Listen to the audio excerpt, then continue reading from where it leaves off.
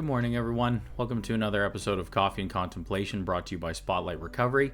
I'm your host, Lucas. It is March 10th. We've got a reflection today from one of the Hazelden apps, the My Sober Life app? Yes? Yes. There we go. My Sober Life app. I know what's going on. Not like I'm running a show or anything. So anyway, got that reflection from there all about keeping the faith, which I like. Don't let the title dissuade you or anything. We're going to get into it. Okay, but so here it is, and let's take a read. So, keep the faith. When we relied on drugs for strength. As we embrace a higher power, we find strength and meaning in faith instead of drug use. Action. Story from a recovering addict. In early recovery, I was down on everything. I felt so bad about myself, I thought nothing could help me. My sponsor said that for years I believed that drugs could help me feel better about myself. She reminded me that if I was willing to trust a lower power for so long, I might as well give a higher power a chance. Make time today to find strength, power, and peace by trusting that a higher power is guiding and helping you. And thought for the day. However intelligent we may have been in other respects, wherever alcohol has been involved, we have been strangely insane. It's strong language, but isn't it true? From the Little Red Book, page 23. Yeah, so I like this one. I like the messaging behind it. And like I said, we'll chat about the faith thing a little bit, because the concept of God, of a higher power, were like my biggest resentments and issues when I was coming into recovery and into 12-step programs. So don't worry, you're not alone, and we'll get into it. I love, what I really dislike is the overall comparing message it gives, on comparing on relying on drugs to then comparing on faith on a higher. So even not even talking about, it says higher power at some point, but even then just relying on faith instead of relying drugs, now relying on faith. That was something that I had heard at some point earlier on when I first came into recovery, and that language was so important for me to hear and to realize, because it was true. Like, I don't like the wording of saying like drugs were my God and like my addiction was my higher power.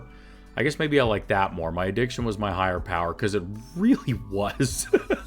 It really was. And then I can say I like whatever language or not, but that's just true. My addiction dictated my life, where and when I would spend time, with who, where all my effort and energy would go, where my money would go. Like, that was the guiding force in my life. Anything else in my life was secondary to my addiction. So I don't know if you've heard of the line or the comparison of non-addicts adjust their behavior to meet their goals, whereas addicts adjust their goals to meet their behaviors. Right? So I'm going to say that again so it sinks in. Non-addicts adjust their behaviors to meet their goals, whereas addicts adjust their goals to meet their behaviors. So, in this instance, getting high was the most important thing in my life. Therefore, everything else around my life would be adjusted so that I could get high as much and as often as possible, right? Where I would work or not work, try to turn work into selling drugs. Man, was I bad at that. People I would see or not see, relationships I would have or not have, right? If you're not going to take part in my use or support it in some way, then why am I going to hang out with you anymore? Why would I go spend time at a job not being able to do drugs, where I can make my own job and do drugs, right? So that was what my life looked like and how my thinking was, and it was just totally ooh, pardon me. It was just totally hijacked by my addiction and by that use. Excuse me. So that was my absolute lower power. Whether I like it or not, wanted to admit it or not, that was my lower power. So I love that line in the action portion about this reflection where the sponsor says, you were trusting a lower power for so long, you might as well give a higher power a chance. That contrast is really great. And I like the perspective and where it was just so true for me. Like I just explained to you why and how my addiction worked, how strong, how powerful that thinking was, just that overtaking of my brain and of my life. Therefore, I need a power that is greater than that. I need to rely on something that is stronger than my addiction in order to recover. That is not self-will. That is not my willpower, okay? I clearly do not have enough of that to overcome my addiction, or I wouldn't need recovery. And if you relate to any of this, that's probably why you're watching these videos, right? That was not enough for me. So I need a power greater, stronger, higher than my addiction in order to recover from it. So that's where you can get into the whole higher power concept and discussion, and what do I want it to be and what do I want it to look like. That's a conversation for another day, and it can be and do pretty much whatever you want. One of the main points of it is understanding that it is something that is a stronger power than your addiction, and you being able to have faith in the fact that it is going to take care of you, that it loves you, it's going to support you and guide you and be there for you, essentially to do all the things for you that your addiction promised, right? I would use, ultimately, because I didn't think everything was going to be okay, so I would use to cope with the feeling of nothing's going to be okay. So therefore, now my higher power, this concept, has to be able to provide me with that strength and faith that everything is going to be okay.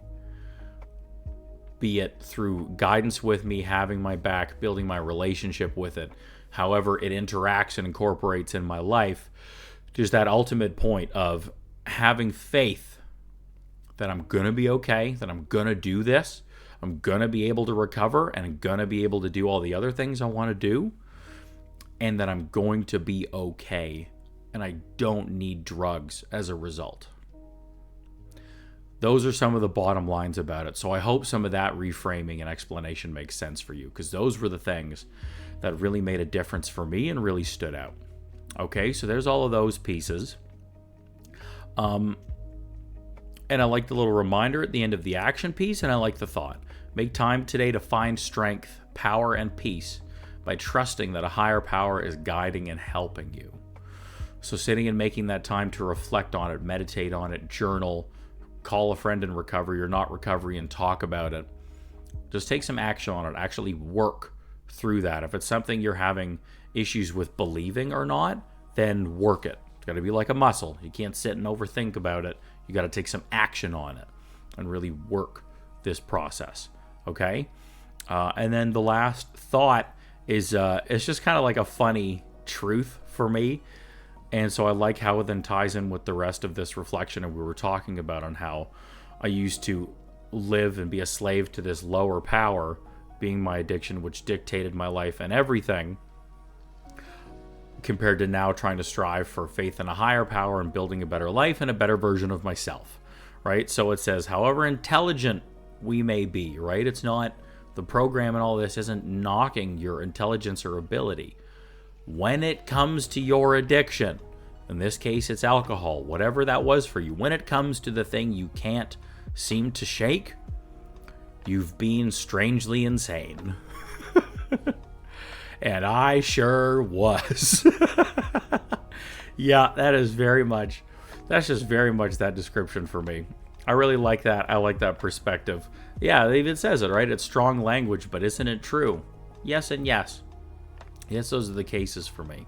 So, therefore, knowing and having that be my truth also kind of makes the higher power thing a little bit easier. Because, for me, it's really easy to be like, okay, yeah, sure, higher power, I gotta build some faith now. Well, that's crazy. Well, Lucas, look at how you lived as a drug addict. That's crazy. Look at all the places your disease will take you. You don't even have to be using to do some insane behavior and ridiculous reprioritization of things in order to get what you want. Crazy. So, building concept and a higher power, some form of faith that you're going to be okay and be taken care of, it may not be so crazy after all. So there you go. I'm going to leave it at that. I'm going to wrap up with those points for today. So I hope you resonate with this.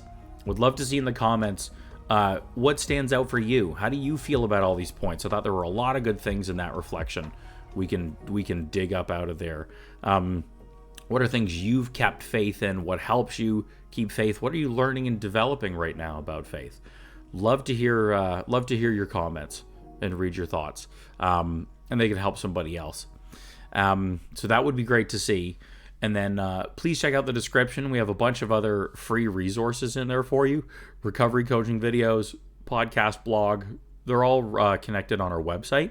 I also do private recovery coaching with folks. So if you like some of the ideas you're hearing, but you're struggling around these things, send me an email. It's in the description too. Be happy to reach out to you and talk and see if there's a way I can support you through this. And then if you want to support us, you're liking these videos and the content, please do all the YouTube things, like, subscribe, comment, and share. Really helps us grow so we can spread the message. And consider donating, becoming like a member, joining the channel, or getting some merch. All those things really help us grow too, help you get more connected with our community. And we can just keep growing this thing and trying to help more folks who are still suffering from addiction. That's the whole point of all of this, okay? So check them all out. Thanks again for joining us this morning. Hope you enjoyed this reflection. Have a blessed 24, and we'll see you again tomorrow. Bye for now.